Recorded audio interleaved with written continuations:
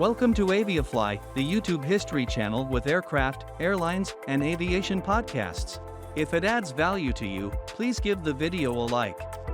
German, Italian, and French terms appear in this podcast. We can't pronounce these terms correctly. It remains with an English pronunciation, which the listener may forgive us and hopefully can take with great humor. Today's topic: From the Beginnings of Aviation. Part 2. Passengers. The postillions who carried the news across the borders in 1773 were astonished.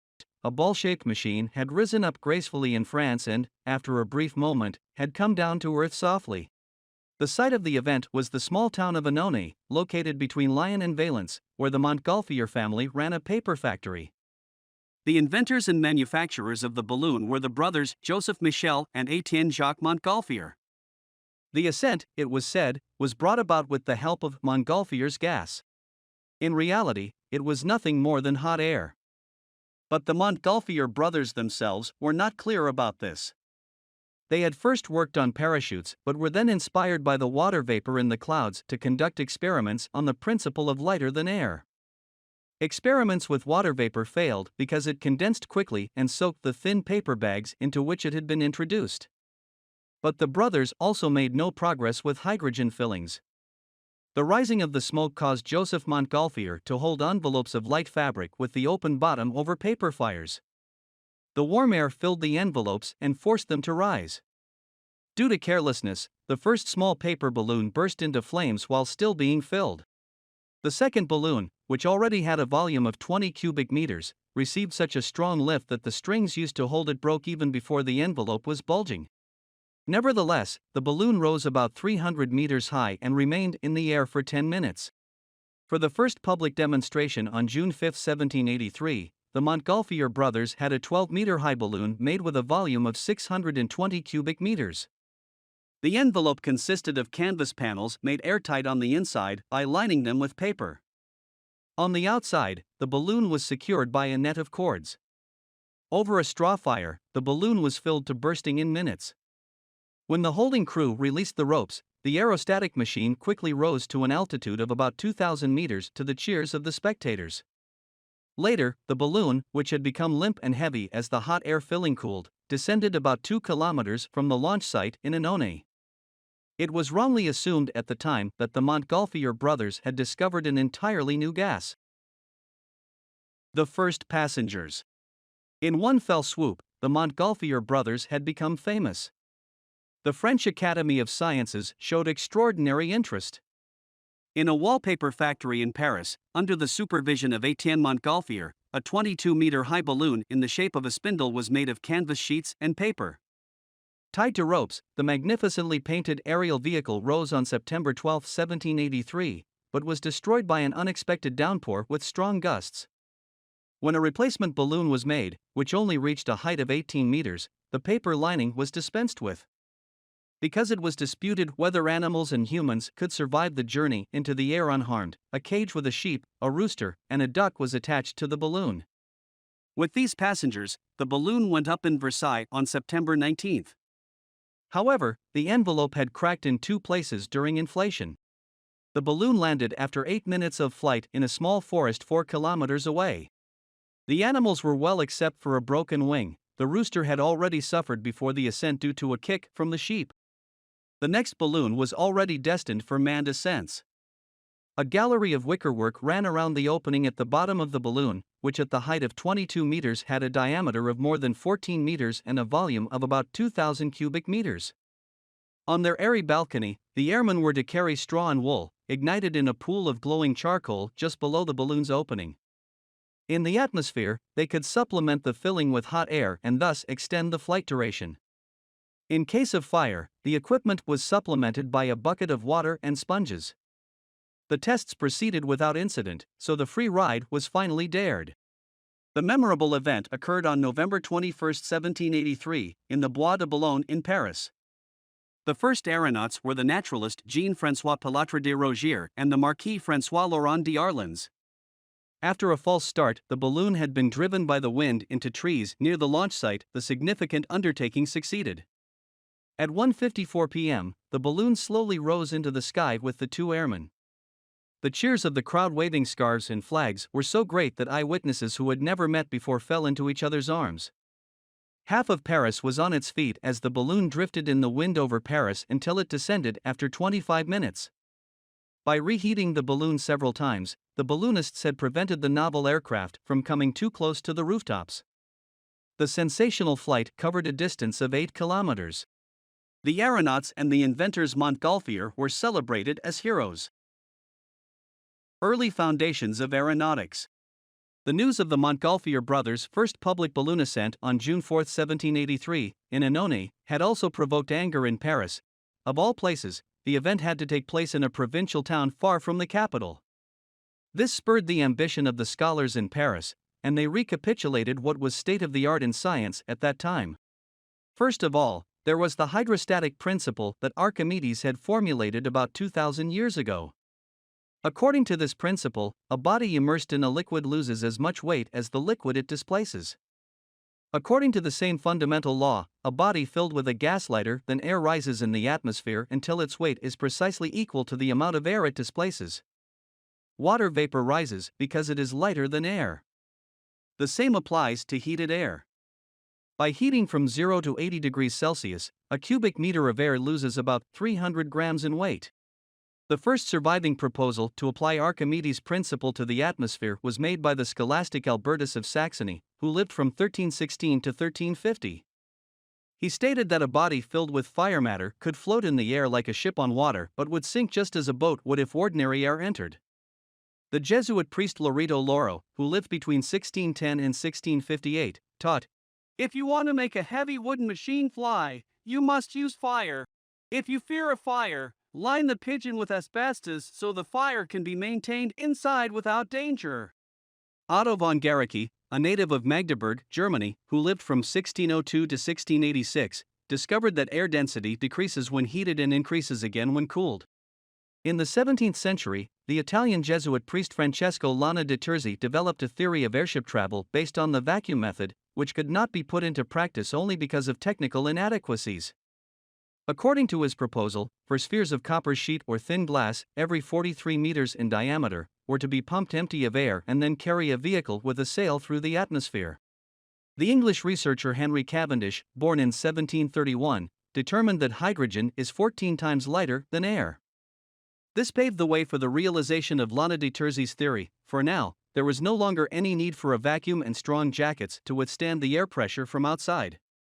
Of course, the hydrogen-filled envelope must be lighter than the air displaced by the gas to allow it to rise in the atmosphere. The time was now ripe for the hydrogen balloon. The balloon of Professor Charles. After news of the Montgolfier brothers' success had reached Paris from the provinces, people also wanted to see a balloon rise in the French capital. The money needed to build the balloon was raised within a few days. The physics professor Jacques-Alexandre César Charles offered his services, assuming that the unknown Montgolfier gas was hydrogen. The practical work of building the balloon was entrusted to the brothers Jean and Noël Robert, who had developed a method of making airtight and watertight light materials using a liquid rubber solution. The first experimental balloon, created within a few weeks in the Robert brothers' workshop, was a sphere with only 33 cubic meters capacity. It took 4 days to fill this volume since the production of hydrogen was still quite cumbersome at the time and, moreover, dangerous due to the easy combustibility of the gas. Tied to a rope, the test balloon was allowed to rise 30 meters in the courtyard. On the night of August 27, 1783, it was transferred to the Field of Mars, the location of the Eiffel Tower. A huge crowd was gathered there when a cannon shot announced the launch of the globe at about 5 p.m. Within 2 minutes, the hydrogen balloon rose to an altitude of 1,000 meters and disappeared in a rain cloud. One of the eyewitnesses was Benjamin Franklin, the U.S. envoy in Paris at that time. When asked what balloons were helpful for, he replied, "What is the just-born child useful for?" Professor Charles's balloon stayed aloft for under 3/4 of an hour until it came down in a village 22 kilometers away, to the horror of the peasants, who regarded it as the devil's work and came at it with pitchforks and other implements. A newspaper wrote. The quivering and leaping monster dodged the first blows. Finally, however, it received a mortal wound and collapsed in a long sigh. Then a cry of triumph arose. The victors were animated by new bravery. It took some enlightenment for the rural population to realize that a new age had dawned. In Paris, on the other hand, balloon fever broke out. This was the situation that Etienne Montgolfier found when he arrived in the French capital. The not unfriendly race of inventors took its course. Professor Charles's next design featured several improvements. The spherical envelope was composed of rubberized sheets of red and yellow silk and was encircled in the upper half by a network anchored at the equator of the balloon, which was 8 meters in diameter, in a wooden ring. From this ring went the ropes from which hung the ship-shaped gondola for the crew, the instruments, and the ballast in the form of sandbags. At the zenith of the balloon was a valve operated by a pulley from the gondola to release gas to reduce the altitude of the flight. 300,000 people were gathered when Professor Charles and his mechanic Noel Robert ascended on December 1, 1783. The balloon was propelled by the wind toward the northeast over Paris. They signaled their well-being by waving flags from the gondola. The public applauded enthusiastically in response to these signs. Jacques Charles had taken a barometer and a thermometer for scientific observations. In a lecture later, the professor described his impressions. Nothing will ever compare with the gaiety that pervaded my whole being when I felt that I was escaping from the earth. It was not only pleasure, it was bliss. To maintain a constant altitude, the balloonists threw blankets and clothing overboard or vented gas until, 56 minutes after takeoff, a cannon shot from the direction of Paris signaled to them that they could no longer be tracked by telescope from there. They remained airborne for another hour until they landed about 43 kilometers from Paris. After his companion left the gondola, Professor Charles took off again. In the first solo flight in aviation history, he climbed to 2,700 meters within 10 minutes. Later, he reached a summit altitude of around 3,000 meters. The professor later told a reporter, "I no longer caught sight of earthly objects and saw only the great masses of nature. On my descent from the meadows, the sun had set for the inhabitants of the valleys. Soon after, it rose again for me alone and gilded the balloon and the gondola with its rays. I was the only illuminated body on the horizon and saw all the rest of nature buried in shadow. I had the pleasure of seeing the sun set twice in one day." But the climb to that altitude was not all pleasure. The rapidly decreasing air pressure gave Professor Charles an earache, so he vented gas, eventually landing in a field in the moonlight. Balloon flight over the English Channel. More and more people were caught up in the balloon fad. Silhouettes of the Montgolfiers and Charliers decorated all possible and impossible objects. Literature took possession of the theme, and some ladies even dressed au ballon. It was like a fever that was rekindled by every success story. The first professional aeronaut was Jean-Pierre Blanchard, who lived from 1753 to 1809. On June 20, 1784, Pilâtre de Rozier and the chemist Proust achieved an altitude record of 3,570 meters in a hot air balloon. In 6 hours 40 minutes, the brothers Colin and Robert Holland covered 186 kilometers in a free balloon on September 20, 1784. Balloonists set their sights ever higher. Blanchard was not the only one who aspired to cross-channel aviation. After several ascents in England, he found a financier for the enterprise in the American physician Dr. John Jeffries. On January 7, 1785, at about 1 p.m., the two ascended from the cliffs near Dover in the hydrogen balloon and drifted toward France. But soon, the balloon began to sink, presumably because of a leak in the envelope. Blanchard threw overboard the already useless flapping wings with which he intended to influence the direction of travel and an equally ineffective propeller. Unable to stop the sinking, the airmen parted with additional equipment. As the gondola came perilously close to the water's surface, they even divested themselves of their cash and much of their clothing. The two men were lucky. Their balloon regained some altitude. After 2 hours of exciting travel, they reached the French coast. Blanchard and Dr. Jeffries, scantily clad and back on solid ground, were greeted with bells ringing and firecrackers going off in Calais. The whole world celebrated their success. On the other hand, Blanchard's rival Pilâtre de Rozier was dogged by bad luck.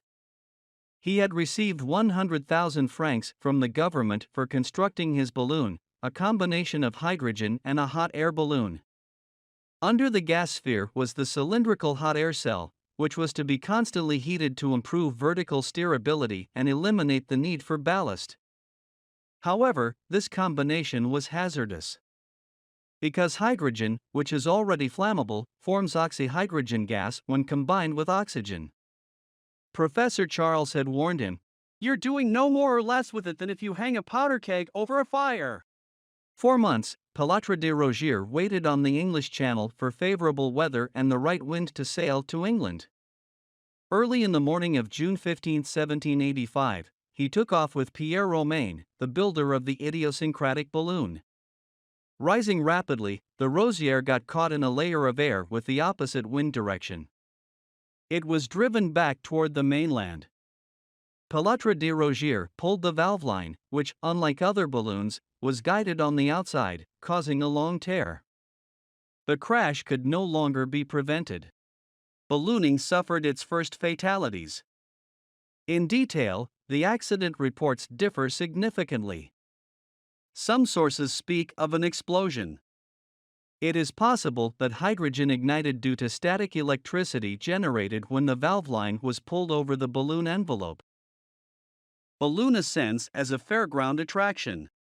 For many decades, balloon ascents were one of the attractions at fun fairs.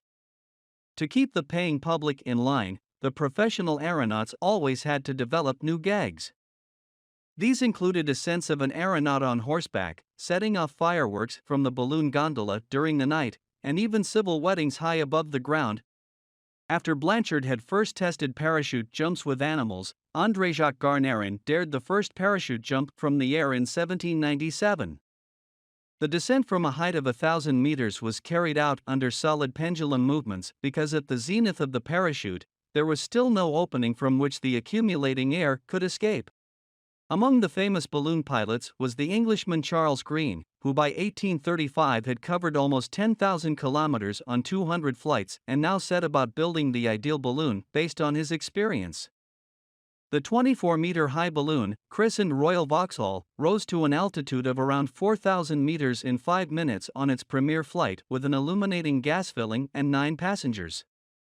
With this magnificent balloon, equipped with a tow rope for the first time, Green covered the distance of a good 600 kilometers from London to Weilburg in 18 hours.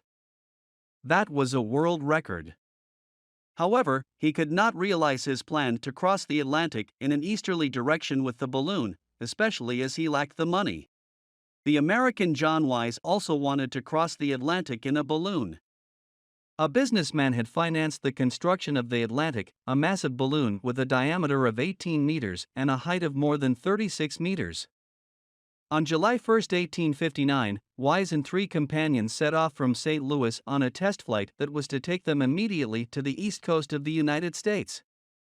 Over Lake Ontario, the airmen got caught in a nasty storm that drove the basket close over the Whitecaps. However, the mailbag, the champagne for the planned victory celebration, and some equipment had already been dropped along with all the ballast. The landing at Henderson in New York State was more than out of control. But Wise and his companions had covered a record distance of 1,302 kilometers in 19 hours 50 minutes, a mark that would not be surpassed until the end of the century. However, the dream of crossing the Atlantic had to be buried because the vast balloon was torn to shreds. The French photographer Nadar, whose real name was Félix Tournichon, succeeded in taking the first aerial photographs from a tethered balloon in 1868 after many years of experimentation. Before that, he had already patented the idea of aerial surveying. However, Nadar did not make stereo image pairs, a prerequisite for photogrammetry. A favorite project of Nadar's was the Giant, a giant balloon with a volume of 6,000 cubic meters and a 2-story basket with cabins, a photo lab, washroom, and roof terrace. The 15 people on board had even taken passes for the first ascent of the behemoth in 1863 but only got 25 kilometers. The second trip covered 650 kilometers. The Giant ran into a storm before landing near the ground, which caused the basket to bounce on the floor again and again like a rubber ball, tearing through trees and drifting toward a railroad track, where a quick-witted engineer was able to bring his train to a halt just in time by applying the emergency brakes. Most passengers had already been ejected from the considerable basket by this time. The giant was far from the largest balloon of its time. The American balloon city of New York, built in 1859, had a capacity of 20,500 cubic meters. It was surpassed by the tethered balloon Le Captif with 25,000 cubic meters, which was anchored to a 600-meter-long steel cable during the 1878 World's Fair in Paris. A viewing platform for up to 52 people served as the basket. A total of 35,000 onlooking passengers took part in the ascents. Airlift during the Siege of Paris. The French were the first to utilize balloons as a tool for war on the Belgian border in the year 1794. From the basket of a tethered balloon, 2 airmen observed the positions of the enemy troops with a telescope at a distance unreachable by enemy fire. They transmitted messages to the ground crew by flag signals or on slips of paper, which they carried down a ring along the rope, weighted down with a sandbag. These sky spies did not remain unharmed for long, as Austrian artillery soon devised the first anti-aircraft gun. During the American Civil War, both sides used balloons as observation posts. In 1861, dispatches reached the ground by telegraph from lofty heights for the first time. During the time period of September 23, 1870 to January 28, 1871, 66 balloons were able to break through the German troops that had them surrounded in Paris. This was the only way that those outside of the city were able to communicate with the provisional government in Tours. The baskets that were attached to the balloons contained items such as mailbags, carrier pigeons, and important messages. In order to get as many messages as possible to Paris, the pigeons were given the documents in a significantly smaller size on photographic film. This is how microfilm was born. The brave men, trained in crash courses, whose balloons were heavily fired upon by the besiegers, made their way high above the German lines. The balloon airlift flew out 163 passengers and some 2.5 million letters. Only 8 balloons were lost over the sea or down in enemy territory. Soon, a defensive fire was so heavy that only night launches were allowed. The balloonists retaliated in their own way. Over the German positions, they dropped ballast in the form of leaflets. 2 airmen were driven by the wind across the North Sea to the vicinity of Kongsberg in Norway. Hundreds of balloons went up just behind the front during World War I. Chains of tethered balloons protected London and other targets from attacks by low-flying German bombers during World War II. In the last months of the war, Japan launched several thousand balloons with incendiary and explosive bombs, letting them drift toward America at altitudes between 9,000 and 11,500 meters on the solid air currents encountered there. In one case, 6 U.S. citizens were killed by these attacks. Captain Spelterini over the Alps. Captain Edouard Spelterini, who lived between 1852 and 1931, succeeded in the first scientific balloon flight over the Swiss Alps on October 3, 1898. The Swiss balloon pilot was accompanied by the geologist Professor Albert Heim, the director of the Central Meteorological Institute, Dr. Julius Maurer, and an industrialist as a passenger. The 3,268 cubic meter hydrogen balloon, named Vega, was built for the undertaking. The journey started in Chaon-en-the-Valais and went over the Jura Mountains to Rivière. The distance of 229 kilometers was covered in 5 hours 44 minutes. The Vega ascended up to 6,800 meters in freezing cold. In the following years, the Swiss balloonist crossed the Alps in all directions. Between 1880 and 1931, Captain Spelterini completed over 500 balloon flights, carrying 1,237 passengers without a serious accident, mostly far from his home in Denmark, South Africa, Russia, and Egypt. In 1906, Spelterini was awarded a gold medal by the Milan Airship Exhibition for his numerous impressive photographs taken from the balloon basket. The Swiss made valuable contributions to a doctor's research into the then mysterious dangerous altitude sickness through high-altitude flights. Balloons as a research platform. Anno 1784, 1 year after the premiere of balloon flight, Dr. John Jeffreys stated that through aeronautics, one could arrive at a complete investigation of the composition and properties of the atmosphere. The American was the first generation of scientists to use balloons as a research platform. Several of them paid for the courage to ascend to great heights with their lives.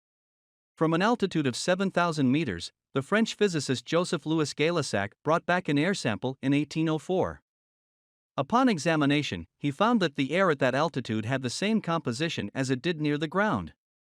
As he ascended, the scientist noticed that his pulse and respiration accelerated considerably.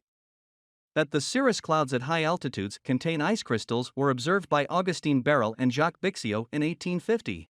In 1862, English scientist James Glaisher and balloon pilot Henry Coxwell encountered the perilous consequences of oxygen deprivation at high altitudes when, beyond the 8,000-meter mark, they were unable to decelerate the balloon's ascent because the valve line had become entangled.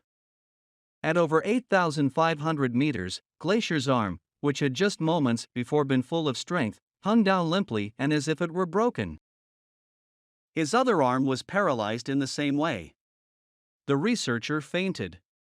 And the balloon rose to an altitude of 9,000 meters. Then, with his last strength, he managed to pull the valve line with his teeth. His hands were frozen.